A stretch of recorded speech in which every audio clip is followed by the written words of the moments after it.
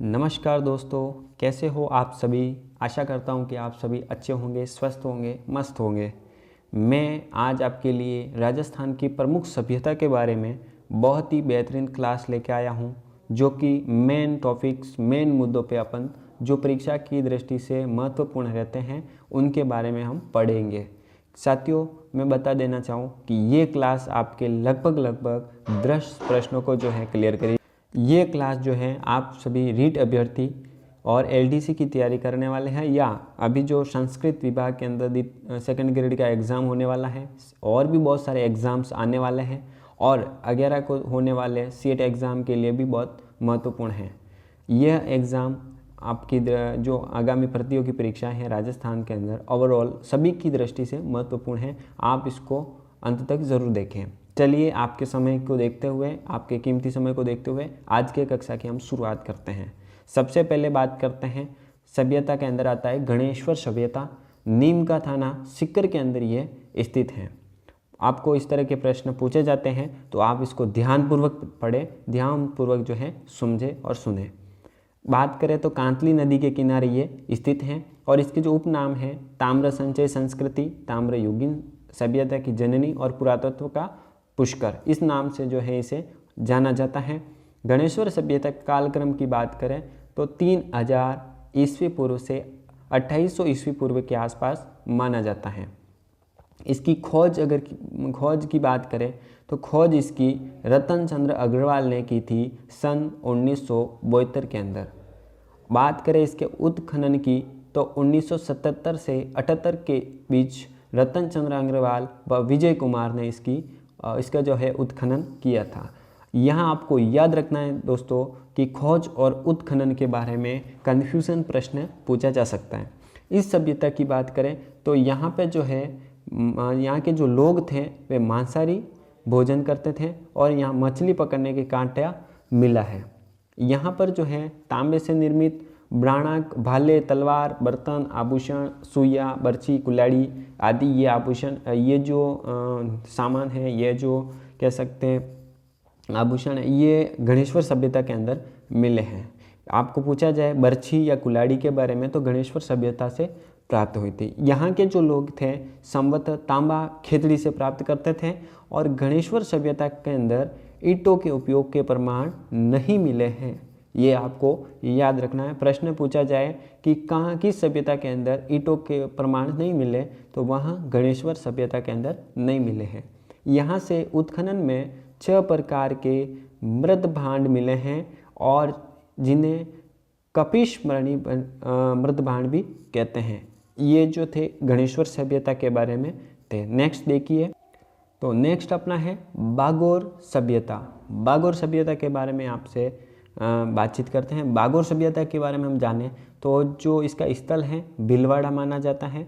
आपसे प्रश्न पूछा जाए बागोर सभ्यता किससे संबंधित है, भीलवाड़ा से है, और किस नदी के किनारे है, तो आपको ध्यान रखना है कोठारी नदी के किनारे स्थित है। इस सभ्यता का जो उत्खनन जो है 1967 से 1969 के मध्य किया था, और इसका जो उत्खनन है वीरेंद्र नाथ मिश्र जी ने किया था। ये आपको खास करके याद रखना है। और इस मध्य पाषाणकालीन स्थल से पशुपालन के प्राचीनतम प्रमाण मिले हैं। आपसे प्रश्न पूछा जाए पशुपालन के प्राचीनतम प्रमाण कहाँ से मिले, तो आपको याद रखना बागोर सभ्यता से मिले हैं। बात करें बागोर सभ्यता में तो 14 प्रकार की कृषि की जाती थी। इसके अवशेष जो है यहाँ से प्राप्त हुए हैं। 14 प्रकार के कृषि जो अवशेष प्राप्त हुए वो बागोर सभ्यता से प्राप्त हुए हैं। और सबसे इम्पोर्टेंट बात आती है कि बागोर सभ्यता को आदिम जाति का संग्रहालय भी कहा गया है। ये आपसे प्रश्न पूछा जाता है और पूछे गए हैं, आदिम जाति का संग्रहालय किस सभ्यता में स्थित है या किस सभ्यता को कहा जाता है। तो आपको बहुत सारे ऑप्शन दिए होंगे, तो आपको वहाँ पे बागोर सभ्यता सेलेक्ट करना है। अगला प्रश्न है, यहाँ पर उत्खनन का जो कार्य है महासत्यों के टीले पर किया गया था। और यहाँ बात करें बागोर सभ्यता में तो 3 अवसरों के अवशेष मिले हैं, 3 स्तरों के अवशेष प्राप्त हुए हैं। और यहाँ के जो मध्य पाषाण काल है तो यहाँ 5 मानव कंकाल भी मिले हैं, और जिन्हें सुनियोजित ढंग से जो है दफना दिए गए थे। तो ये सारे प्रमाण जो है वो यहाँ से मिले हैं बागोर सभ्यता से। नेक्स्ट जो हमारा है, अब हम देखते हैं बेराट सभ्यता के बारे में। बेराट सभ्यता है ना, बेराट सभ्यता के बारे में बहुत प्रश्न पूछे जाते हैं, बहुत चर्चित हैं। और ये जो है बेराट सभ्यता जयपुर के अंदर स्थित है, हम सब जानते हैं। और इसका बात करें तो बाणगंगा नदी के किनारे स्थित है। ये प्रश्न बार बार पूछा जा रहा है आपको, फिर मैं आपको अवगत करवाता हूँ कि बाणगंगा नदी के बारे में प्रश्न बनता है और इसी से संबंधित बेराट सभ्यता का प्रश्न भी बनता है ना। इसकी बात करें तो सर्वप्रथम जो खोज है इसकी 1936 से 37 में, तो यह दयाराम साहनी ने की थी। यहाँ ये प्रश्न जो है मेरे हिसाब से अभी तक लगभग मैंने 5-6 एग्ज़ाम्स के अंदर इस प्रश्न को देखा है और ये प्रश्न बार यहाँ से रिपीट हो रहा है कि बेराट सभ्यता की सर्वप्रथम खोज किसने की थी। तो यह दयाराम साहनी ने की थी। ये आपको याद रखना है, आपको बार बार इसको आपको पढ़ते रहना है। इसके उत्खनन की बात करें तो उत्खनन इसका 1962 के अंदर कैलाश दीक्षित व नीलरतन बनर्जी द्वारा किया गया था। उत्खनन के बारे में प्रश्न बनते हैं और आगे भी एग्ज़ाम के अंदर बनने के चांस है। अगर बात करें बेराट सभ्यता की, तो ये प्राचीन काल में मत्स्य जनपद की राजधानी भी थी। आपको पूछा जाए मत्स्य जनपद की राजधानी कौन सी थी प्राचीन काल में, तो बेराट सभ्यता थी। ये आपको याद रखना है। और अगला प्रश्न पूछा जाए कि लोह युगीन सभ्यता किसे कहा जाता है, तो बेराट को लोह युगीन सभ्यता भी कहते हैं। ये आपको याद रहना चाहिए। और ग्रामीण सभ्यता भी इसे कहा जाता है। बेराट के जो बात करें तो ऐतिहासिक काल से ही अवशेष, मौर्यकालीन अवशेष और मध्यकालीन जो है अवशेष यहाँ पे प्राप्त हुए हैं। ये आपको ध्यान रखना है, क्योंकि आपसे पूछा जाए कि आप मौर्यकालीन अवशेष कहाँ से प्राप्त हुए, तो आपको बहुत सारे ऑप्शन दिए गए होंगे। तो आपको वहाँ पे बेराट सभ्यता को सिलेक्ट करना है, बेराट सभ्यता को आपको राइट करना है। यहाँ जो है कुल 36 तरह की जो है मुद्रा प्राप्त हुई थी। और 36 मुद्रा की बात करें तो मिली थी, जिसमें से 16 मुद्रा जो है यूनान के शासकों मिनेंडर के काल की मानी गई थी। जो है मिनेंडर काल की थी। बात करें विराटनगर की पहाड़ियों में, तो गणेश डूंगरी है, बीजक डूंगरी है, भीम डूंगरी है और भीम डूंगरी, इन सभी सभ्यताओं का जो है यहाँ फैलाव है। सबसे बड़ा प्रश्न बनता है और सबसे इम्पोर्टेंट प्रश्न बनता है कि जो बीजक की डूंगरी है या भीम डूंगरी है, गणेश डूंगरी है, ये किस सभ्यता से संबंधित है या किस सभ्यता के अंदर फैली हुई है। तो यहाँ आपको ध्यान रखना है कि बेराट सभ्यता के अंदर विराटनगर की पहाड़ियों में ये फैलाव है। नेक्स्ट है महाभारत काल के पांडवों ने अज्ञातवास का अंतिम वर्ष चर्षवेश में विराटनगर के राजा विराट की सेवा में व्यतीत किया था। ये आपको याद रखना है। आगे है महाराजा राम सिंह के शासक काल में उत्खनन के दौरान स्वर्ण मंजूषा कलश जिसमें भगवान बुद्ध के अस्थि अवशेष प्राप्त हुए थे।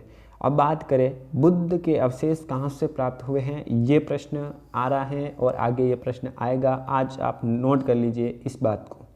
बुद्ध से संबंधित प्रश्न आता है तो भगवान बुद्ध की अस्थि के अवशेष जो हैं वो बेराट सभ्यता से प्राप्त हुए थे।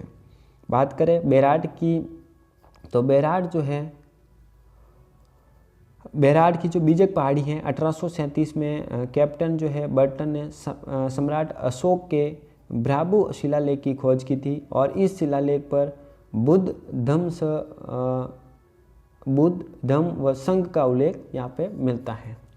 ये आपको याद रखना। मैं फिर आपको बता देना चाहूँ बच्चों कि यहाँ से लगभग 5 प्रश्न ऐसे हैं जो प्रति एग्ज़ाम के अंदर, हर एक एग्ज़ाम के अंदर बेराट सभ्यता के बारे में पूछा जाता है। या तो आपसे सर्वप्रथम खोज पूछा जाएगा, या किस नदी के किनारे हैं, या फिर किस स्थान पूछा जाएगा, और या फिर इसके जो है जनपद जो मत्स्य जनपद उसका पूछा जाएगा, या लोह युगीन सभ्यता का पूछा जाएगा। इस तरह के जो प्रश्न हैं वो पूछे जाते हैं। आपको इसको रिमाइंड करके पुनः एक बार पढ़ना है। चलिए नेक्स्ट स्लाइड देखिए। अब है आहड़ सभ्यता। आहड़ सभ्यता एक महत्वपूर्ण सभ्यता है और आहड़ सभ्यता के प्रश्न जो है एग्ज़ाम के अंदर पूछे जा रहे हैं और आगे भी पूछे जाएंगे, इसमें कोई संदेह नहीं है। क्योंकि आहड़ सभ्यता की बात करें तो बहुत ही महत्वपूर्ण सभ्यताओं हैं। वो सभी जो राजस्थान की सभ्यता हैं उसमें आहड़ सभ्यता महत्वपूर्ण है। अगर बात करें आहड़ सभ्यता की, तो जो ये है उदयपुर से संबंधित हैं। जैसा कि आपको ध्यान है कि उदयपुर के अंदर यह आयड़ नदी या फिर जो बेड़च नदी के नाम से भी इसे जानते हैं, उस नदी के किनारे सभ्यता है। और इसकी जो खोज है वो अक्षय कृति व्यास ने 1953 के अंदर की थी, खोज करता। और इसका अलावा आपको ध्यान रखना है उत्खनन, जो इसका उत्खनन किया है वह आर.सी. अग्रवाल और एच.डी. सांकलिया ने 1956 के अंदर इसका उत्खनन किया है। फिर मैं कह रहा हूँ इसका उत्खनन आर.सी. अग्रवाल व एच.डी. सांकलिया ने 1956 में किया है। मैं इसलिए बता रहा हूँ कि उत्खनन का प्रश्न अब तक लगभग 10 से 15 बार पूछा जा चुका है आयड़ सभ्यता के बारे में। इसे अगर बात करें इस उपनाम से तो इसको धूलकोट, ताम्रवती नगरी और आघाटपुर के नाम से भी इसको जानते हैं। मैं और आपको बताना चाहूँ कि इसे ताम्रवती नगरी के नाम से जो है आयड़ सभ्यता को जानते हैं, और ताम्रयुगीन जो सभ्यता है वह अलग है। आपको इस बात का फिर से ध्यान रखना है। अगर इस सभ्यता की बात करें तो ताम्र पाषाणकालीन संस्कृति से ये संबंधित हैं। ताम्र के पाषाण कहाँ मिले थे? आयड़ सभ्यता के अंदर मिले थे, ये आपको ध्यान रखना है। बात करें इस सभ्यता में तो तांबा गलाने के भट्टे प्राप्त हुए हैं। आहड़ सभ्यता की बात करें तो ग्रामीण संस्कृति से संबंधित है, यहाँ ग्रामीण संबंधी थी पूर्ण रूप से। और आहड़ की बात करें तो इसकी खुदाई में यहाँ 6 तांबे की मुद्राएं और 3 मोहरें जो है प्राप्त हुई थी।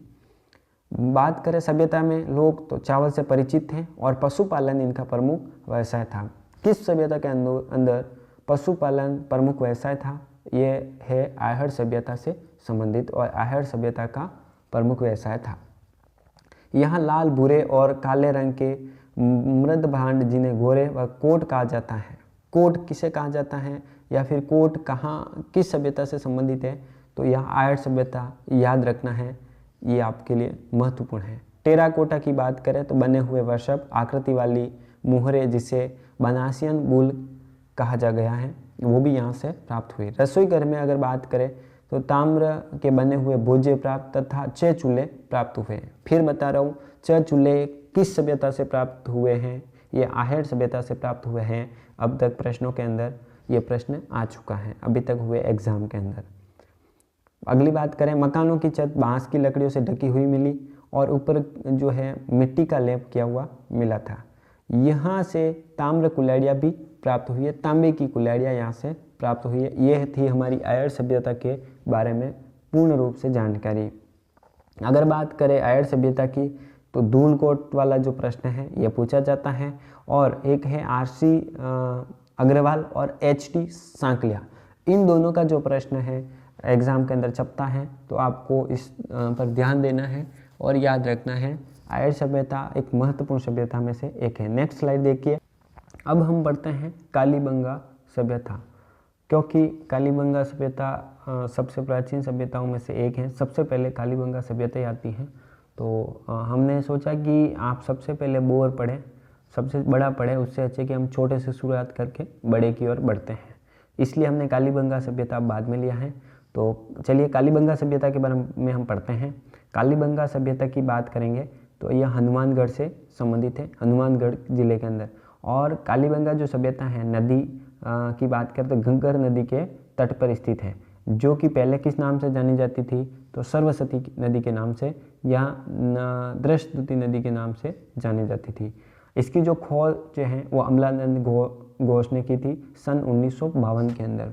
फिर एक बार मैं बता रहा हूँ, याद कीजिए, इसकी खोज कालीबंगा सभ्यता की खोज 1952 ईस्वी में अमलानंद घोष ने की थी।